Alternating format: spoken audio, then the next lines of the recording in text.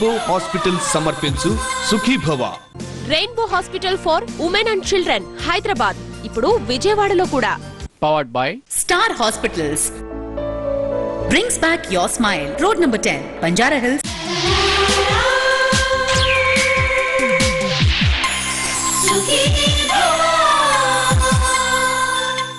నమస్కారం. Rainbow hospital సుఖీభవకు స్వాగతం. Powered by star hospital. నరికిన చెట్టు మొదళ్ల నుంచి తిరిగి కొత్త చిగుళ్లు పుట్టుకురావడం, ఆపై చెట్టు పచ్చదనపు శోభను సంతరించుకోవడం ప్రకృతి సహజం. అచ్చం మన మోకిళ్లలో కూడా ఇలాగే జరిగితే, మోకిళ్లలో అరిగిపోయిన గుజ్జు తిరిగి చిగుళ్ల మొలకలతో పునరుత్పత్తి అయితే, ఇన్నాళ్లు ఊహలకే పరిమితమైన ఈ అద్భుతం ఇప్పుడు వాస్తవ రూపానికి వచ్చేస్తోంది. మూలకణాల సాయంతో మోకిళ్లలో కార్టిలేజ్ మొలకల్ని తిరిగి మొలిపిస్తున్నారు డాక్టర్లు. మందులు, కీలు మార్పిడి సర్జరీకు ప్రత్యామ్నాయంగా మొండి మోకీళ్ల నొప్పుల్ని మాయం చేయడానికి మన ముందుకొచ్చిన ఆధునిక చికిత్స కార్టిలేజ్ స్టెమ్ సెల్ థెరపీ గురించిన పూర్తి వివరాలని ఇప్పుడు చూద్దాం.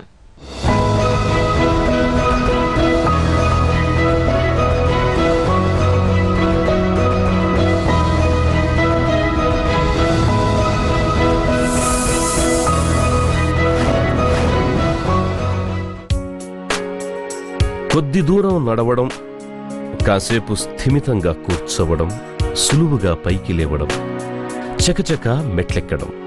మామూలుగా అయితే ఇవి పెద్ద కష్టమైన పనులేవి కాదు, తేలిగ్గానే చేస్తాం. కానీ మోకాళ్ల నొప్పులు బాధిస్తున్నప్పుడు మాత్రం ఈ చిన్న చిన్న పనులే మన పాలిట అతి పెద్ద కష్టాలుగా మారిపోతాయి. మొన్నటి వరకు వృద్ధాప్యంలో మాత్రమే కనిపించిన మోకాళ్ల నొప్పుల బెడద ఇవాళ నడి వయసు నుంచే చాలా మందిలో కనిపిస్తోంది. సామాజిక సమస్యగా పరిణమిస్తోన్న మొండి మోకాళ్ల నొప్పులకు చాలా కారణాలే ఉన్నా, వాటన్నింటిలోకి మోకేళ్ల చుట్టూ రక్షణగా ఉండే మృదులాస్థి దెబ్బతినిపోవడమన్నదే ఎక్కువగా కనిపిస్తోందని చెబుతున్నారు డాక్టర్లు. మృదులాస్థిని గురించి మాట్లాడే ముందు మనం ఒకసారి మోకాలు నిర్మాణం గురించి చూడాల్సిన అవసరం ఉంది. మోకాలు మనం చూసినట్లయితే అది రెండు తొడ ఎముక, అలాగే కాలి ఎముక మధ్యలో ఉన్నటువంటి ఒక రకమైన కీలు. అది హింజ్ అంటారంటే తలుపుకు బంద్ ఎలా ఉంటుందో అదే మాదిరి అటువంటి హింజ్ జాయింట్ అనేది ఉంటుంది. ఎప్పుడైతే రెండు ఎముకలు ఒకదాని మీద ఒకటి అలా కదులుతూ ఉన్నాయో సహజంగా అవి రాపిడికి గురయ్యే అవకాశం ఉంటుంది. కాబట్టి ప్రకృతి దానికి రెండు వైపుల రెండు ఎముకలకు కూడా ఒక రకమైనటువంటి కవర్, ఒక పొర లాంటి తొడుగు ఉంటుంది అన్నమాట. ఈ తొడుగు ఎందుకు ఉపయోగపడుతుందంటే ఎముకలు రాపిడికి గురి కాకుండా ఉండడానికి, మామూలుగా దైనందిన జీవితంలో నడిచేటప్పుడు, పరిగెట్టేటప్పుడు, రకరకాల భంగిమల్లో ఉన్నప్పుడు శరీర బరువు అంతా మోసినప్పుడు దానికి తట్టుకొని ఉండేటట్టు ఈ మృదులాస్థి నిర్మించబడి ఉంటుంది అన్నమాట. చాలా దృఢంగా ఉంటుంది.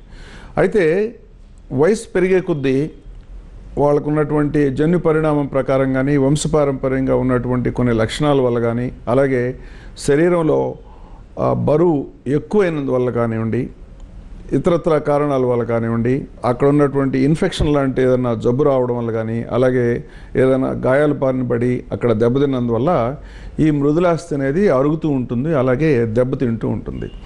ఇలా దెబ్బతిన్నప్పుడు క్రమేపీ దైనందిన జీవితంలో ఆ దెబ్బతిన్న ఆ డ్యామేజ్ అయినటువంటి మృదులాస్థి కూడా బరువును మోయాల్సి ఉంటుంది. కాబట్టి క్రమేపీ అది అరుగుదల అవుతుంది అనమాట. ఆ విధంగా అరిగినప్పుడు ఆ అరుగుదల పూర్తి అయ్యేసి మృదులాస్థి ఇంకా సరిగ్గా లేదు అనుకున్నప్పుడు అప్పుడు ఎముక ఒకదాని మీద ఒకటి రాపిడికి గురయ్యేసి అక్కడ ఆర్థరైటిస్ అంటే పూర్తిగా అరిగిపోయిన కీళ్ళలాగా తయారవుతుంది అనమాట. మృదులాస్థి. మనం మోకాలును కదిలించినప్పుడు కీలులోని ఎముకలు రెండు ఒకదాని మీద మరొకటి సున్నితంగా కదలడానికి ఈ మృదులాస్థి సాయపడుతుంది. ఏ కారణంగానైనా మృదులాస్థి దెబ్బతినిపోవడం మొదలైనప్పుడు నడుస్తుంటే నొప్పి, మోకీలు వాపు, రాత్రిపూట మోకాళ్ళు నొప్పి ఎక్కువగా బాధించడం ఉంటుంది. ఇలాంటప్పుడు నొప్పి నుంచి ఉపశమనం కోసం పెయిన్ కిల్లర్స్ వేసుకోవడం, మర్దనలు, మసాజులు చేయించుకోవడం, మోకీలులోకి ఇంజెక్షన్ చేయించుకోవడం, వీటితో కూడా ఫలితం లేనప్పుడు చిట్ట చివరిగా మోకాలు మార్పిడి సర్జరీకి వెళ్లడం జరుగుతుంది. ఈ సంప్రదాయక చికిత్సలతో ఉండే కష్టనష్టాలకు పరిష్కారంగా ఇప్పుడు దెబ్బతిన్న మృదులాస్థిని తిరిగి పునరుత్పత్తి చేసే సరికొత్త మూలకణ చికిత్సలు ఇటీవలే అందుబాటులోకొచ్చాయి. ఈ మూలకణాలు అనేది కొత్త ఆలోచన అండి. ఇది ఈ మధ్య కాలంలోనే అందుబాటులోకి వచ్చింది. ఈ ఆలోచన అనేది చాలా ఒక రకమైనటువంటి రెవల్యూషనరీ ఆలోచన. అంతకుముందు రోజుల్లో మృదులాస్థి దెబ్బతిన్నప్పుడు మోకాల్లో ఉన్నటువంటి కొన్ని భాగాల్లో ఉన్న ఈ మృదులాస్థి కణాలని తీసి ఎక్కడైతే ఎక్కువ బరువు పడుతుందో అక్కడ డ్యామేజ్ అయి ఉంటుంది కాబట్టి అక్కడికి మార్చడం అనేది ఒక ప్రక్రియ.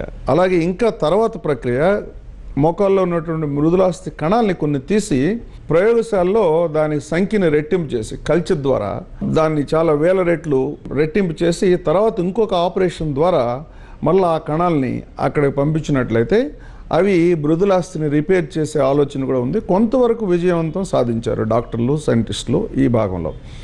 ఈ మధ్య కాలంలో కొన్ని మందులు, ఈ గ్లూకోజ్మైన్ అనే మందు, గ్లూకోజ్మైన్ అనేది ఏంటంటే ఈ మృదులాస్థి నిర్మాణంలో చాలా ముఖ్యమైనటువంటి అదొక రసాయన పదార్థం.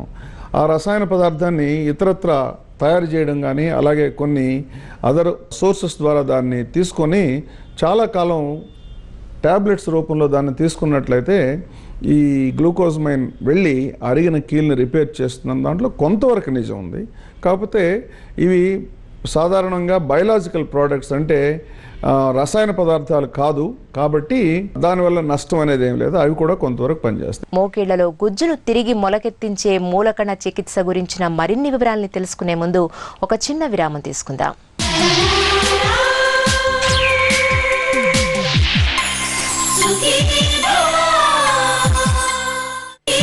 Rainbow hospitals Sukhibhava.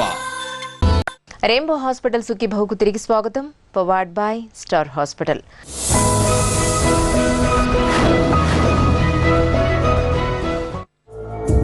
నరికేసిన చెట్టు మొదలు నుంచి తిరిగి కొత్త చిగుళ్ళు పుట్టుకురావడం, ఆపై చెట్టు తిరిగి పచ్చదనంతో ఏపుగా పెరగడం అనేది ప్రకృతి సహజం. ఈ ప్రకృతి సూత్రం ఆధారంగానే మూలకణ చికిత్సలు పురుడు పోసుకున్నాయి. మూలకణాల ప్రత్యేకత గురించి మనకు తెలిసిందే. వాటిని ఎక్కడ ఉంచితే అక్కడ కణాల స్వభావాన్ని సంతరించుకొని అవి వాటిలాగే మారతాయి. ఈ మూల సూత్రాన్ని ఆధారం చేసుకొని మన దేశానికి చెందిన డాక్టర్ ఏఎస్ శెట్టి, కొరియాకు చెందిన డాక్టర్ కిమ్లు కార్టిలేజ్ స్టెమ్ సెల్ థెరపీ విధానానికి శ్రీకారం చుట్టారు. దెబ్బతిన్న మృదులాస్థి ప్రాంతంలోకి ఎముక మజ్జ నుంచి సేకరించిన మూల కణాల్ని ప్రవేశపెట్టినప్పుడు అవి అక్కడి కణాల స్వభావాన్ని సంతరించుకొని మృదులాస్థి కణాలుగా మారతాయి. దీంతో దెబ్బతిన్న మృదులాస్థి భాగం అచ్చంగా చిగుళ్ళు తొడిగిన చెట్టులాగా తిరిగి మరమ్మత్తవుతుంది. స్టెమ్ సెల్స్ అంటే మూలకణాలు చికిత్స దాదాపు గడిచిన 10-20 సంవత్సరాల్లో చాలా పాపులరైజ్ అయింది. స్త్రీ పురుషుడి ద్వారా ఒక బిడ్డ ఏర్పడినప్పుడు అండము వీర్యం కలిసినప్పుడు ఒక ఏకకణంలాగా జీవి అనేది మొదలవుతుంది ప్రతి జీవిలో కూడా. ఇలా మొదలైనప్పుడు అది రెండు ఒక కణం మాదిరే ఉంటుంది. ఆ ఒక కణం 2, 2, 4, 4, 8, 16 ఆ విధంగా విభజన ప్రక్రియలు అయిన తర్వాత కొంతకాలం తర్వాత ఒక రూపం వస్తుందన్నమాట. రకరకాల అవయవాలు ఏర్పడతాయి. కానీ గమనించాల్సింది ఏంటంటే ఈ అన్ని అవయవాలు, మెదడు కానీ, కాలేయం కానీ, అలాగే మూత్రపిండాలు కానీ, ఎముకలు కానీ, చర్మం, మెదడు, ముక్కు, నోరు, చెవి అన్ని అవయవాలన్నీ కూడా ఆ మొదటి మూలకణం నుంచే వచ్చాయని గమనించాలి. కాబట్టి ఆ మూలకణంలో ఇన్ని కణాలు, ఇన్ని రకాలటువంటి అవయవాలు ఏర్పడడానికి వాటి లక్షణాలను నిర్దిష్టంగా నిర్ణయించే కావాల్సిన ఇన్ఫర్మేషన్ అంతా కోడింగ్ ఉంటుంది. మన చిప్లో ఎంత పెద్ద ఇన్ఫర్మేషన్ ఇవాళ మనం కంప్యూటర్లో చూస్తున్నాం ఆ మాదిరి ఉంటుందన్నమాట. అయితే ఈ మధ్యకాలంలో గమనించారంటే శరీరంలో కొన్ని చోట్ల ఇంకా అటువంటి కణాలు అందుబాటులో ఉన్నాయని శాస్త్రజ్ఞులు గమనించారు. ఉదాహరణకి ఎముకలో మీసెంకైమల్ స్టెమ్ సెల్స్ అంటారు. అంటే ఇక్కడ మక్కిలో ఉన్నటువంటి ఎముకలో కొన్ని కణాలు అలాగే ఉంటాయి. ఈ కణాలని తీసి ముఖ్యంగా దాన్ని ఐసోలేట్ చేసి, అంటే మిగతా ఉన్నటువంటి రక్తాన్ని నుంచి అక్కడ ఉన్న ఫ్యాట్ సెల్స్ అన్నిటి నుంచి వీటిని ఎక్కడైతే దెబ్బతిన్న భాగాలు ఉన్నాయో, ఎక్కడైతే చెడిపోయిన భాగాలు ఉన్నాయో ఆ భాగాల్లో ఈ కణాలను కనుక ప్రవేశపెట్టినట్లయితే ఆ కణాల్లో ఉన్నటువంటి ఇన్ఫర్మేషను ఆ కణానికి ఏంటి ఆ భాగాన్ని తయారు చేయాలి అనే అటువంటి ప్రేరణ కలిగి ఆ విధమైనటువంటి కణజాలాన్ని అవయవాన్ని తయారు చేసే పరిస్థితిని శాస్త్రజ్ఞులు గమనించారు. మృదులాస్థికి వచ్చినట్లయితే ఈ కణాలని తీసి దాన్ని సెపరేట్ చేసి దాన్ని ఒక ప్రత్యేకమైనటువంటి ప్రక్రియ ద్వారా ఈ మృదులాస్థి దెబ్బతిన్న చోట ప్రవేశపెట్టగలిగితే కొంతకాలానికి అవి మృదులాస్థి కణాల్లాగా తయారయ్యి మృదులాస్థిని తయారు చేస్తున్నాయి అన్నమాట. ఇది మూల కణాల్లో ఉన్నటువంటి సూత్రం. మోకాల్లో దెబ్బతిన్న మృదులాస్థిని తిరిగి పునరుత్పత్తి చేయడానికి వీలుగా ముందుగా ఎముక మజ్జ నుంచి మూల కణాలను ప్రత్యేకమైన పద్ధతిలో సేకరిస్తారు. ఆ తరువాత మూల కణాల్ని ఫిబ్రినోజెల్ హెలురోనిక్ ఆమ్లంతో కలిపి ఒక జెల్ లాగా రూపొందిస్తారు. ఆపై ఆర్థ్రోస్కోపీ సాయంతో మోకాలు భాగంపై 2 సన్నటి రంధ్రాలు చేసి వాటి గుండా పరికరాలను లోపలికి పంపి దెబ్బతిన్న కార్టిలేజ్ భాగాన్ని గీకుతూ బాగా శుభ్రం చేస్తారు. ఆ తరువాత అక్కడక్కడా చిన్న చిన్న రంధ్రాలు చేస్తారు. ఆపై సెలైన్ ద్రావణంతో శుభ్రం చేసి కార్బన్ డయాక్సైడ్ వాయువును పంపించడం ద్వారా పొడిగా మారుస్తారు. ఇప్పుడు మృదులాస్థి దెబ్బతిన్న భాగాల్లో మూల కణాలతో కూడిన జెల్ని అతికిస్తారు. చివరగా రంధ్రాలను మూసివేస్తారు. దీంతో ప్రక్రియ మొత్తం పూర్తయిపోతుంది. 3 నుంచి 6 వారాల లోపల మూల కణాలు మృదులాస్థి కణాలుగా మారే ప్రక్రియ మొదలవుతుంది. ఈ చికిత్సా విధానం అనేది చాలా సులభమైందండి. ఇందులో పెద్ద కష్టతరమైనటువంటి ఏం లేదు. ఇందులో గొప్ప విషయం ఏంటంటే బయట ఎక్కడి నుంచో వేరే వాళ్ళకి సంబంధించిన కణాలు లేకపోతే బయట నుంచి ఖరీదైన మందులు అనేవి ఇక్కడ పెద్దగా వాడట్లేదు. ఇక్కడ వాడేది రోగి శరీరంలో ఉన్నటువంటి కణాలనే వాడుతుంటారు. దీంట్లో సింపుల్గా చెప్పాలంటే ఏం చేస్తారంటే ఇక్కడ ఉన్నటువంటి పెల్విస్లో ఉన్నటువంటి ఎముకలో ఒక సూది ఒకటి గుచ్చి అక్కడ ఉన్నటువంటి రక్తంలాగా ఉన్న ద్రవాన్ని మూల కణాలతో కలిసి ఉన్నటువంటి ఆ మేరోని బయటకు కొంత తీస్తారు. తీసిన తర్వాత ఒక ప్రత్యేకమైన మెషిన్ ఉంటుంది. ఆ మెషిన్లో పెట్టి ఆ మెషిన్ తిప్పినట్లయితే అది మూల కణాలని సపరేట్ చేస్తుంది. మిగతా రక్తం నుంచి మిగతా ఈ కొవ్వు కణాలు ఇవన్నీ కలిసి ఉంటాయి అన్నమాట. వాటన్నిటినీ సపరేట్ చేసి మూల కణాలని ఒక ముద్దలాగా తయారు చేస్తుంది. అది మొదటి స్టేజ్. అది అయిన తర్వాత దాన్ని ఒక ప్రత్యేకమైనటువంటి జెల్, ఆ జెల్ కూడా రోగికి సంబంధించిందే, శరీరంలో నుంచి తీసిందే, ఆ ఫైబ్రినోజన్ అనే జెల్లో మిక్స్ చేస్తారు. మిక్స్ చేసినప్పుడు ఒక రకమైన పేస్ట్ లాగా ఉంటుంది. అది ఫస్ట్ స్టెప్. ఇది చేసిన తర్వాత మోకాల్లోకి పాత పద్ధతుల్లాగా ఓపెన్ చేసి కోయడం కాకుండా చిన్న ఘాటు మాదిరి పెట్టి కీహోల్ సర్జరీ పెట్టి అక్కడ ఆర్థ్రోస్కోప్ అని ఒక పెన్సిల్ సైజులో ఉండేటువంటి గొట్టం ద్వారా లోపలికి పెట్టి దానికి కంప్యూటర్ ద్వారా కనెక్ట్ చేసినట్లయితే అది మ్యాగ్నిఫై స్క్రీన్ మీద కనిపిస్తుంది. లోపల భాగాలు క్లియర్గా కనిపిస్తాయి. అప్పుడు ఎక్కడైతే ఈ మూల కణాలు చికిత్స చేయాలనుకున్నారో ఆ భాగాలన్నింటినీ ముందు గుర్తించి దాన్ని క్లీన్ చేస్తారు. క్లీన్ చేసి ఇప్పుడు మనం వేగ్గా ఉన్నదాన్ని క్లియర్గా చేసేసి అక్కడ ఒక బోన్లో చిన్న గుంత మాదిరి చేసి ఈ పేస్ట్ని అక్కడ పెట్టేసిన తర్వాత ఒక 3 నుంచి 4 నిమిషాల్లోనే అది గట్టిపడేసి అక్కడ అతుక్కుపోతుంది. అలా అతుక్కుపోయిన తర్వాత క్లోజ్ చేస్తారు. అంత సులభం అన్నమాట.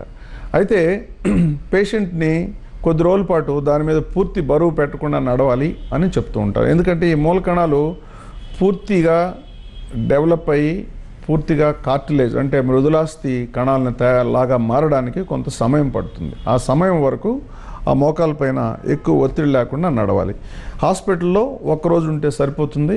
ఒక చిన్న విరామం తీసుకుందాం.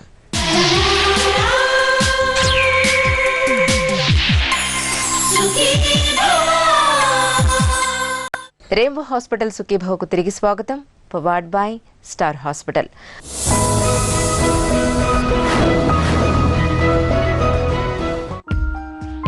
మోకాల్లో దెబ్బతిన్న మృదులాస్థిని పునరుత్పత్తి చేయడానికి ప్రవేశపెట్టిన మూల కణాలు పూర్తి స్థాయిలో మృదులాస్థి కణాలుగా మారడానికి సుమారుగా 6 నెలల సమయం పడుతుంది.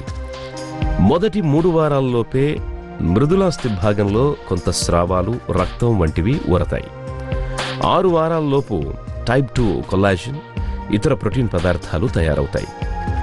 ఈ సమయంలో మోకాలుపై ఎక్కువ బరువు పడకుండా చూసుకోవాలి. అలా అని మోకాలును పూర్తిగా విశ్రాంతిగా ఉంచడం మంచిది కాదు. ఈ సమయంలో తేలికైన పనుల్ని ఎప్పటిలాగానే చేసుకోవచ్చు. 6 నెలల నుంచి 2 ఏళ్లలోపు మృదులాస్థి కణాలు చక్కగా అభివృద్ధి చెందుతాయి. 2 ఏళ్లలోపు పూర్తి స్థాయి మృదులాస్థి తయారైపోతుందని భరోసానిస్తున్నారు డాక్టర్లు. ఈ మూలకణాల చికిత్స ఎవరికంటే వాళ్ళకి కుదరదండి. మృదులాస్థి చెడిపోయిన వాళ్ళల్లో ప్రాథమిక స్థితిలో కనుక ఉన్నట్లయితే, ముఖ్యంగా ఎముక అంతా బాగుండి కాళ్ళు వంకరదేం లేకుండా ఉండి కేవలం ఈ అరుగుదల అనేది డ్యామేజ్ అనేది మృదులాస్థికి ఒక్కదానికే పరిమితమై ఉన్నట్లయితే తప్పనిసరిగా మూలకణాలు పనిచేస్తాయి. అలాగే మృదులాస్థి పూర్తిగా డ్యామేజ్ కాకుండా అక్కడక్కడ ప్యాచెస్గా ఉన్నట్టుండి మొత్తం ఏరియా అంతా కూడా 8 చదరపు సెంటీమీటర్లకు మించకుండా ఉన్నట్లయితే తప్పనిసరిగా మూలకణాలకి అవకాశం ఉంది. అలాగే పెద్ద వయసు కాకుండా 60 సంవత్సరాల వరకు ఈ మూలకణాలు చికిత్స చేయడానికి అవకాశం ఉంది. ఎముకల్లో వంకర్లు రాకూడదు, ఎముకలు డ్యామేజ్ కాకుండా ఉన్న వాళ్ళలో ప్రారంభ దశలో ఉన్నప్పుడు ఈ మూలకణాల చికిత్సకి అవకాశాలు.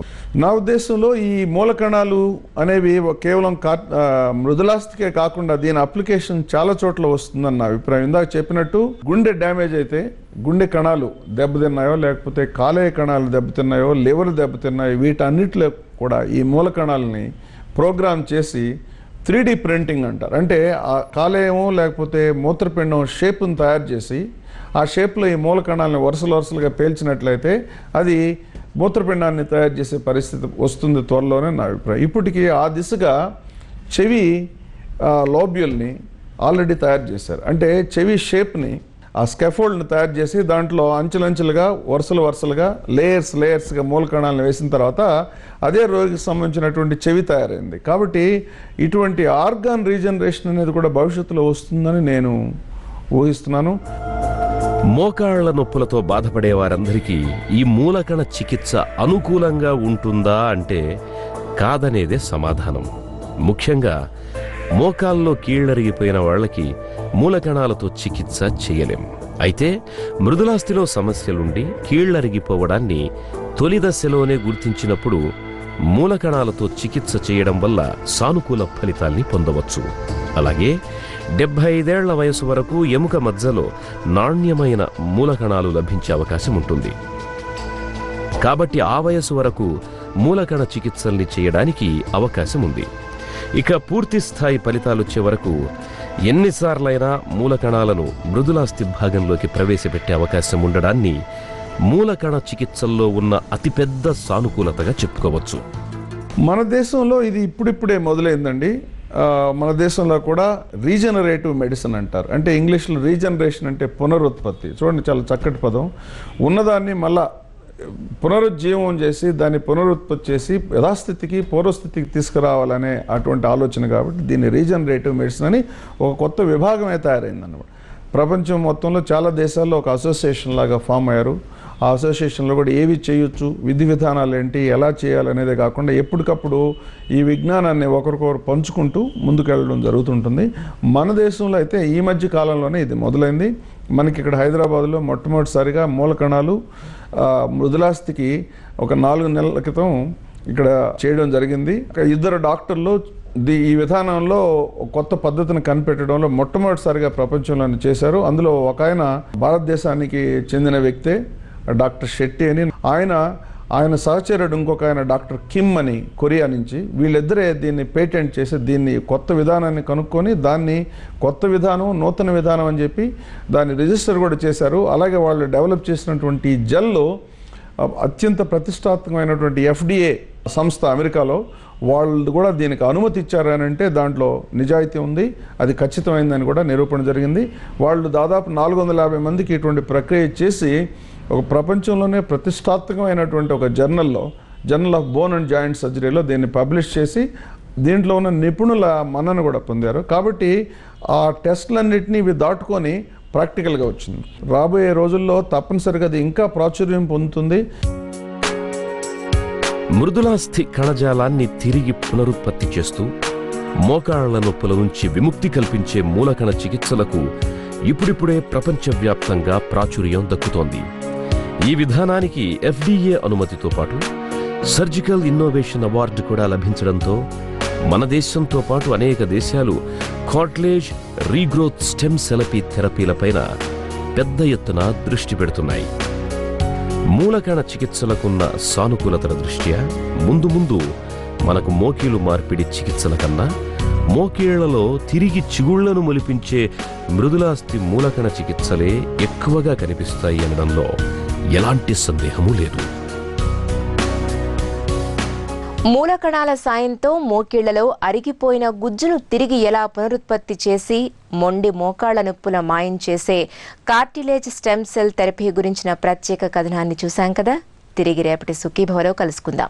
మీకు ఏమైనా ఆరోగ్య సమస్యలు ఉంటే వెంటనే మాకు రాయండి. మా చిరునామా Sukhibhava, ETV 2, Ramoji film city, Hyderabad 501512 లేదా sukhibhava@etv.co.in కు మెయిల్ చేయండి.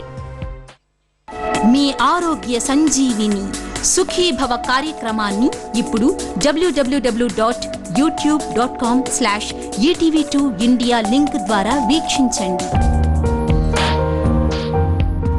Main anchor dress courtesy by Neerus.